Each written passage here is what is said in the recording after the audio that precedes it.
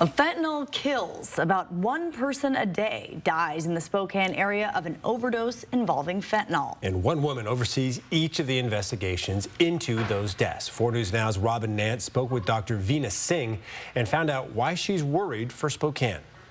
The cold, sterile hallways, exam rooms, and autopsy tables are a stark contrast to the warm, welcoming demeanor of the woman at the helm of the Spokane County Medical Examiner's office. I guess.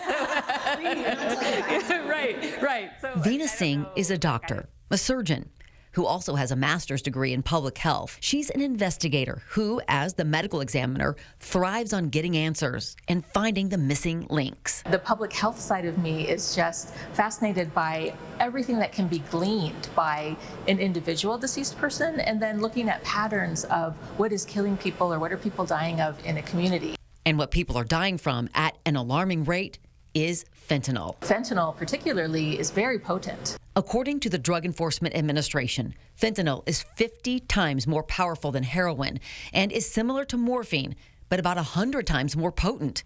A tiny amount, even as small as 5 to 7 grains of salt, can kill, and quickly. All of these effects can happen so suddenly people just drop where they are and die. Dr. Singh compiled and presented her findings of fentanyl overdose deaths to county leaders, and the statistics were eye-opening. In the last 5 years, it's been more than a 300% increase in overdose deaths, right? That's just deaths, and I don't really have access to the data of people overdosing and surviving. This is just purely just the number of people who are dying in our community. Those statistics don't include people who are involved in drownings, car crashes, or other incidents where drugs were factors, just overdoses.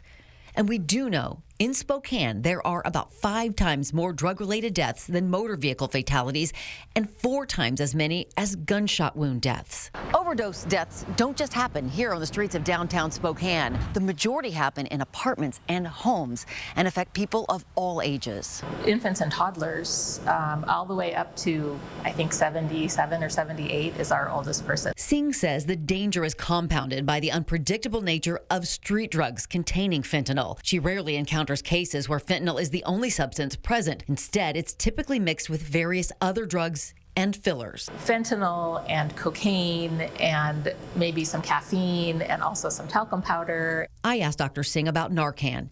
She says while it's been a game changer in reviving people overdosing, it's a Band-Aid and may give people a false sense of security, one that fentanyl is bound to beat. I think we used to probably tell people like, oh, don't use drugs because you might get hooked on them. I don't think we have that leeway anymore because even the first dose can be the one that is lethal. In Spokane, Robin Nance, 4 News Now.